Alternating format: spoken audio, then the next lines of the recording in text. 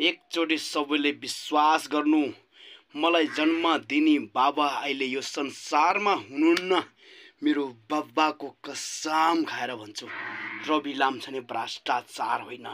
किन रवि लामछाने देखेरै यति सारा ठुला ठुला माछाहरू डराएको छ भन्ने कुरा तपाईहरुले खुद जान्ने छ। पापी अपराधीहरूको घोक्रो ठ्याक लगाउने भनेको रवि लामछाने हुन्। जिल्ला अदालतका कानुनले जनताको फैसला गरोस्।